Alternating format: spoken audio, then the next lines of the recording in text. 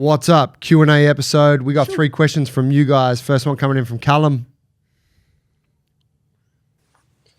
All right, lads, I just want to follow up on Mr. Anonymous's voicemail that he left you.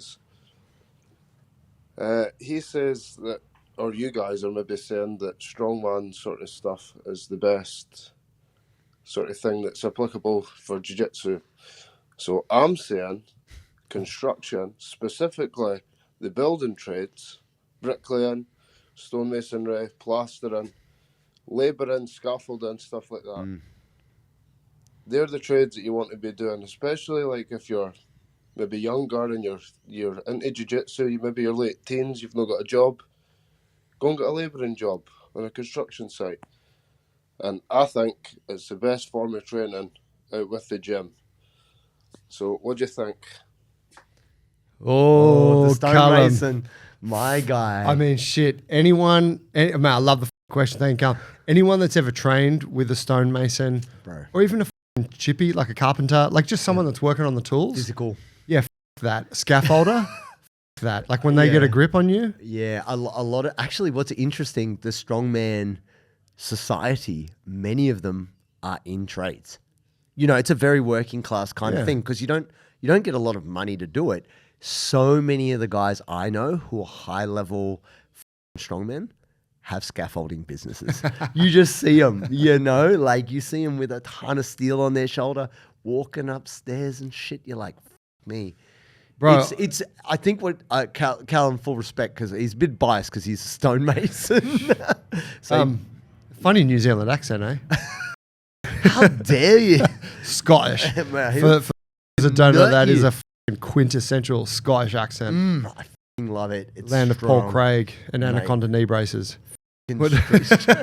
Strong men. It is a land of strong men. The Highland Games and women, warriors. Yep. Yeah, I think he's got a great point. Yes. I think absolutely if you're trying, like if you're a young man or woman and you just want to get organically strong, get some money, and go to the gym's not really in your sphere of whatever ability, go and get a labouring job. It will turn you into a strong.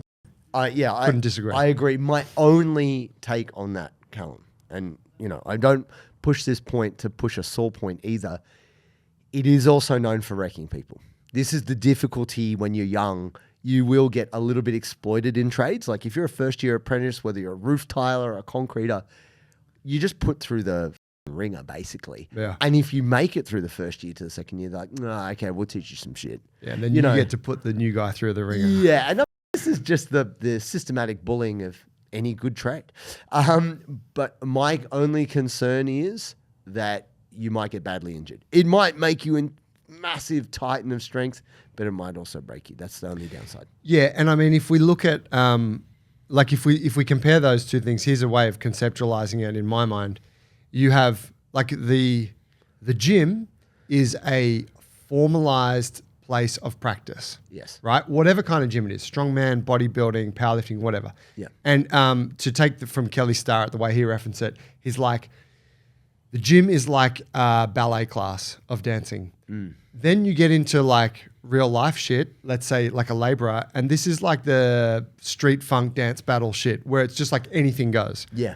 Now, the beauty of having the formalized environment is that you can work on specific things in a structured way. Controllable. On a consistent basis, right? And so so to that point, I know you would have had this, JT, anyone that you've ever coached that's worked in construction for a long period of time, they're coming in strong and all that, but they've always got some major sticking issues, usually with their range of motion, like tight upper backs or a persistently lower back or tight hips or just something that has come about because they do the same task day in, day out with the same tools. Yeah. There is a price to pay for that. Yeah, definitely. No, I'm with you 100%. Sammy the concreter, one of the strongest guys I ever grappled, one of the only guys I've ever seen just like pass Lockie's guard and choke him. It's a pretty famous clip where I think Mikhail is filming, and I mean Lockie's tired, but Sammy gets around and they put the gangster glasses on as he like Sammy the concreter, bro, like immaculate strength. Yeah. I mean the guy lifted weights as well. I think the key is trying to find that sweet spot on having a physically active job without it wrecking you. Yeah. It's a bit of a juggle. Yeah, bro. Did you know Max and Tom, Yes. those two Ukrainian twins? Beast. Yeah, I'm pretty sure they're Ukraine. We always called them the Russian twins, but I think that was mistaken. They may not like But that. yeah, not now. When I lived in Bondi, the crew of guys that would do the rope climbing, the my God. famous kind of crew, they throw a big climbing rope. And what was it, Marcus Bondi? Who was the Marcus is the world record holder. for pull-ups and rope climbing? And Yeah, he beat some Russian monster to win the world championships of climbing, and he's ridiculously strong. he's crazy. He's fit. he's probably in his late 50s now. I think he can still do he might have even done a one-arm muscle up. Like he's just ridiculous. Multiple one-arm pull-ups. Levers and just all that shit and talk while he's doing it for and you'll do 20 reps. He's a wild man. Yeah.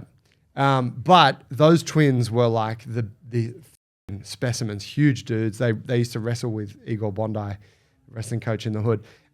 Igor MMA, shout out. That's right. But I remember them being like, yeah, we work construction during the day and then we come home and we go down to the gym and do 1 million pull-ups and then we go to wrestling class in the nighttime. It's great. And I was just these are monsters. If you can eat enough through all of that and get adequate sleep, it's going to turn into a f***ing savage. You'd be a behemoth. All right, quick re-record because we realized we repeated a question on the show, but it wasn't the same. It was a new recording from the same user. Person. Yeah, they must have thought, because we do have a delay, because guys, too many questions, please. Yep. Must have thought we got to their question or it didn't come through, so they re-recorded it. And so, yeah, after listening, JT was right. We had covered that one previously. time ever. So we're coming in with another one here from Cal. JT, Joey, this is Cal from Toronto. Love your show, guys. Yo, shout out Wanted to Canada. pick your brains on something. I've been training BJJ for almost 2 years now. Nice. Now, back in December, I got an email from my academy saying that I was eligible for promotion, and they were asking me to RSVP for the promotional ceremony. I wasn't able to attend due to personal commitments, and I let them know in advance. Now, 3-4 months later, I still didn't get the blue belt. So the question is, I know it's generally taboo to ask your coach about promotions, but in this case, do you think it would be reasonable to bring it up, or should I just keep training and let it happen when it happens? For context, I don't even think I'm at blue belt level yet. I'm still getting smashed in my rolls. So maybe this is a blessing in disguise. Would love to hear your thoughts. Thanks. Okay. Cal, Well, good question. great question, Cal. Shout out Canada. Mate, essentially, it's very different gym to gym. And it sounds like your gym is very open about hey, we're having a belt promotion. You're invited. Sign up here. That sounds like pretty open discourse. The fact that it's been some months now and they haven't promoted you probably tells me that they have another promotion scheduled at some other time. And so really they're going to give belts out at promotion times. So maybe, just hypothetical, you maybe miss that window. So maybe you got to wait 6 months, not because it's to do with your jiu-jitsu, it's just how the gym works. Yeah. And I know that at Absolute, they would only really have gradings mid-year and end of year, and that's it, because the gym was massive. So you had to really plan it to fit everybody in. If you feel that you need a bit more time, take it. I think it is way better for you to come in feeling more confident in your skills than to feel undercooked. I tell this to everybody just because I've been the impatient person being like, oh, I think I'm ready for the next belt. And just, even if I was or not, got destroyed at the next belt level. And that reminded me all right, it's a new level. I think spending more time on the belt is cool. And I think there shouldn't be a problem with you spending a bit more time there. And I think your gym sounds like they're pretty open about their times. I don't think it would be unfair to say, oh, is there another grading this year? Or, you don't have to say, when am I getting my blue belt, coach? Yeah. But just being like, oh, is there a mid-year grading or what's going on? Yeah. I'd be like, hey, coach, I missed the last grading. Was meant to come. Could you tell me when the next one is? Yeah. And I want to be there. Yeah, and you would assume that you're going to get your opportunity. And then if for some reason you weren't given your belt, then maybe it'd be cause to be like, hey, coach, a discussion around that. Yeah. But yeah, I think that's good. Yeah, definitely. And I think there should be far more openness about this. We're grown-ass adults. Like, you're not being an entitled child. Like, you've been invited to grade, which means they think you're ready. That's the signal. You've been given the signal. Yep. And so to just have a bit of a discussion about it, and you're not doing it in an entitled way. It's just it's open communication. And I think there's something about that which needs to come into jiu-jitsu, which is it's just a maturity thing, I think. It's just being open about it, and you just want to make sure you're ready because you want to be there, you want to be part of the club. What you're doing is not disrespectful. That's my take. Cheers, Cal. Yo, appreciate it. Ladies and gentlemen, I freaking love sodi. Why? Because I'm always dehydrating myself with too much caffeine. And when I got to hydrate, I get a sodi. Sodi is the sponsor of today's show. It is delicious. It's got the perfect mix of sodium, potassium, and magnesium to keep the water in your muscles so you can grapple better for longer. Go to sodi, SODII.com.au and use the code Bulletproof15, get 15% off, get hydrated, and power on. Shoo. All right, next question. No name. Ocean? Oh, treadmill.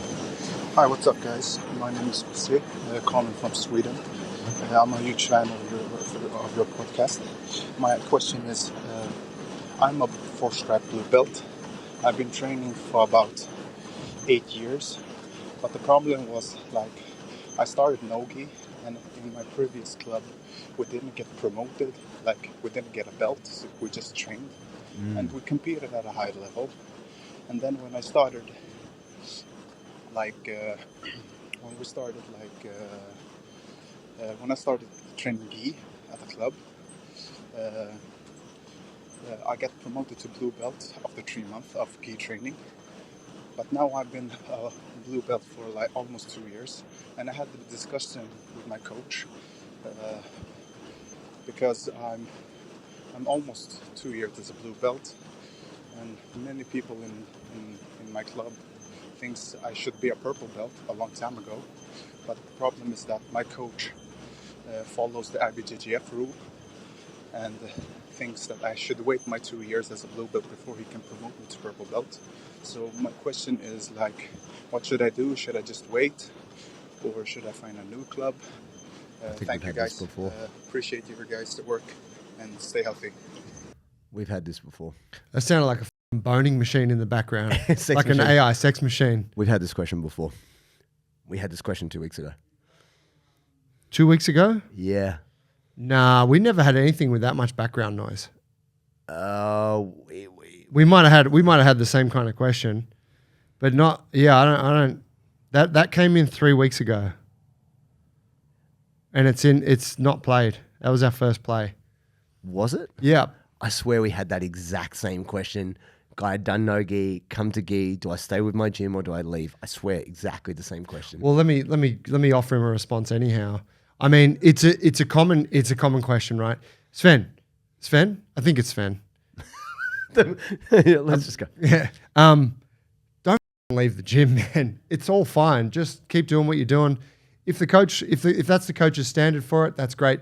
Do 2 years or 3 years or whatever. No big deal, bro. Like, you're going to probably be on purple or brown belt for a lot longer than that. It's definitely not an issue that, like, your coach gave you an explanation, which in my mind is perfectly reasonable. And so I would just be like, cool. And then don't worry about it. And revel in the fact that people roll with you and go, bro, you should be a purple belt. That's a lovely thing to hear. You won't hear that when you get your purple belt. No one's going to say, bro, you should be a brown belt. So, like, yeah, enjoy the limelight. Yeah, I mean, I think the thing is that, I'm such a mixed bag on this because I feel that belts matter insofar that you put the work in and you work your way up. So if it means something to you, it does matter. But also belts don't matter in the sense that some people get higher belts and maybe it seems undeserved because of their skill level. And there's some people with crazy skills who are not higher ranked. And you go, they should be a higher rank. What's going on with that? And ultimately, either way, it doesn't matter as long as you're prepared to just keep building. I think that's really it. I think the biggest challenge is you versus you. Like, if you're still getting better, you love the coach, and you're pounding away on the sex machine. I mean, the treadmill. I don't condone the treadmill. I don't know what's going on there, but if that's a treadmill, stop right now. Sex machine, I fully endorse. Come on, sex machine. Get that tolerance. You got to work this ass. What I'm saying is, you clench these cheeks, snap your dick off. I think that you got to be persistent, and at the end of the day, as long as you in your mind are like, I'm getting better, I'm sticking at this. You seem like a very persistent person. There can be no downside. Yeah. I wouldn't see a reason for you to switch gyms. And if you were like, I've been on this belt for like 6 years, then I'd be like, oh, okay, maybe that sounds a bit weird. Like, but you know, like 2, 3, like this is all very kind of normative timelines. Just keep smashing. Yeah, bro. And also too, if your coach gave you a shit response, but for them to say, look, this is the rule set, this is how I do it, then it's like, all right, great, it's a good response. Third question coming in, Luke. Wait, yeah, Luke. What's up, guys? This is Luke calling in from the States. Thanks for doing the podcast. Big fan of it. Thank you. I just had a quick question around nutrition and wanted to hear your guys' thoughts on it. Just for some background, I'm a 23-year-old blue belt, weigh about 170, and I'm about 5'10". Training Jiu Jitsu about 4 to 5 days a week and lifting about 4 days a week as well. Been doing that for a few years now. The problem I keep finding myself in is not being super consistent with how I'm eating. I keep going back and forth between eating what I think I need to do for getting strength and size gains, and then going back, a couple weeks later to eating to maintain a certain level of leanness, basically, because, it's kind of cool being at a certain body fat percentage, rightly or wrongly. But, yeah, because I'm just going back and forth all the time, I don't really find myself making any big progress in either one of those ways. Just wanted to hear your guys' thoughts on what you think I should be prioritizing, maybe share how you guys do things. Pretty good about eating just, whole foods and good stuff, but it's mostly just going back and forth between like low carb versus higher carb and that whole thing, going down the Joe Rogan rabbit holes, if you will. So, yeah, just looking forward to hear your guys' thoughts. Thanks. Awesome. Man, why is it that a 23-year-old American boy just sounds like a jacked 45-year-old man? Like, I never sounded like that. I think, oh, it's Joey, I'm 23 years old. You know what I mean? Man, he's got that voice. He's got that deep man voice. And look, there's no sex machine running in the background either. Disappointingly. No. I think ultimately, man, it's like many things in life. Making a decision and committing to a thing is pretty important. And speaking as someone who has body dysmorphia and goes through this in and out like every single day, like during the day in my head, the insecure voices being like, you ain't big enough, you ain't strong enough, more calories. Going to the gym, lifting the heavy weights, getting home, end of the day, looking in the mirror, I'm like, I'm fat. I need to cut back. Shit, step on the scale. Oh my God, I got to drop weight. What am I doing? Like it's really, your brain can do terrible things to you, especially if you feel insecure or you're worried about how you look, right? And then it's a lot of us, doesn't matter, male or female, you have a degree of self-consciousness. The key is to and irrationality. Yeah, but in your self-assessment. Yeah. And really from the outside, anyone would be like, dang, that guy looks fit. And you're like, I'm a skinny bitch. You're like, yeah, but I'm like 1% too much. I'm right vascular. You got to commit. It's the same as jiu-jitsu. And I think your biggest challenge doing jiu-jitsu as often as you do and lifting, I mean, you're a young man and it sounds like you're interested in nutrition, which is great. To put on size, you have to eat in a calorie surplus. However you do it, whether it's high carb, low carb, doesn't matter. You got to eat a bunch of calories to grow, which will mean you have to put on a little bit of body fat. Now, I feel self-conscious because I feel like I'm a bit fat right now because my body fat percentage is higher than it's been before, but I'm growing, right? So that's kind of the aim. So if you correlate, like if you can go back to your goal, like, yes, I'm trying to get bigger, then you've got to just tell yourself, I'm going to do this for 12 weeks. And the problem is Instagram has our brain warped because you see all these clips of people looking super lean and super jacked, and you just don't know their stack. Like you say, listen to Joe Rogan, man, Joe Rogan. Like he's on more drugs than Gordon Ryan. Like you can look at Joe and be like, wow, he's a cyborg. Yeah, he's a cyborg. Like he is not the best example because he's a multi-millionaire who's on all the drugs. And I would never encourage you to do what he's doing. And I don't think you need to because you're a young, healthy man. But if you want to get bigger, you got to eat more. If you want to stay lean, and you got to eat that bit less. And you can do it a number of ways, but you got to commit to it, bro. And I think committing for 12 weeks, 3 months is really good. And if you're already on the leaner side, which has been 170 pounds at 5'10", I say you are, I would go more towards the bulk. That's what I would encourage you to do. And then once you get to the other side of the 12 weeks, then make a call where you go. Yeah, I think that's solid advice. I to offer like a different perspective, Luke. I find the idea of like choosing a specific thing and like, oh, this is my bulking season. This is that's never worked for me personally. And you know, while I do kind of do that roughly, right? Like I'm like, oh, I want to make sure I'm really going to zero in on my protein right now. I'm going to make sure I'm getting enough calories. I actually think that what works best for me is just to be moderate. Like moderation just Imagine. I know, right? You, Joe Worthington, being moderate. I know. Me. It's one of the areas in my life where I feel like I can truly achieve moderation. But you know, like, this is also, you know, me, you know, in my 40s now, like talking to guys at the gym and stuff. I was talking to a guy in his 50s the other day, and he was talking about how his son is just like eating the fridge out, and he's just like, man, like 20 eggs a day, and he's like, I don't understand. Like, he's a bit older, right? He's like, I don't get it, and he's like, just eat like a Mediterranean diet. Like that's just what I do. And then this guy looks incredible, right? He's like 50. He doesn't look enormous, but he's like lean, muscular, healthy, strong. Yeah, right. All the things that you kind of want to be as you get older.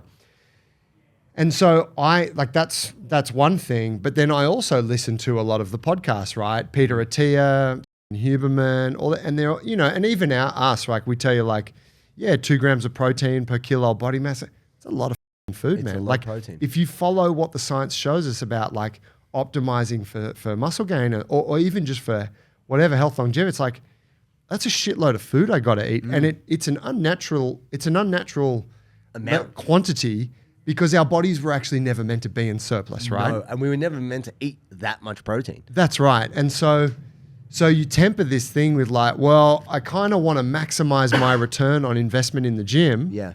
But I also want to like, whatever, just feel good and not be full of food all the time and not be so stressed about eating. Sure. So it's really hard to know where to land. I would say, you know, if you're getting stronger, if you're feeling good on the mats, then I would see no need to change anything drastically about chasing a hyper-specific goal. Just keep being the that goes to the gym all the time, gets on the mats and eats pretty healthy 80% of the time, and you're going to be a savage. And that's what I like all through that's what I've been my whole life. Like if I look for my 20s, nowadays and my 30s, nowadays I have to be a little bit more aware of what I eat. Otherwise I will gain body fat. Sure. This I've become aware of in recent years. But that's just as another perspective, right? Go with the more structured, like pick a focus and stick to that because that works. Or just ease up on the whole thing and just be a healthy that trains. That's true. Yeah. And I'm with Joe in terms of the idea of health. But from what you're saying, it sounds like you know, and I'm not trying to encourage any kind of unhealthy mindset, but you got to around and find out. You know, you go eat the cans of tuna, go eat the 12 eggs, go find out how your body responds. And if you don't like it, then you'll be like, all right, I'm not going to do this. And you will find the happy sweet spot for you. But I do believe in seasonality in things. Like I will have times when I will eat crazy amount of calories, and then I'll have times where I'm like, no, I'm not doing that. And I will let my body change kind of every kind of 3 to 6 months. So I will do a bit of a seasonality thing. And I actually think that is more in line with what is healthy. So I think for a season, a 3-month period, it's worth trying something, whether that's staying leaner, getting bigger, around, find out, and you're going to get your sweet spot. Yeah, and if you can view yourself like as a bit of a training experiment, right, in perpetuity, it's like, well, give it a run, see what happens. Some cool shit. Yeah. Send us some progress pics, brah. Progress pics, brah. Hey, sick questions today, guys. Thank you. If you've got a question for the show, go to bulletproof@bjj.com, hit the podcast page, and record a voicemail now, and we will feature you on an upcoming Q&A episode. See you guys on the next one.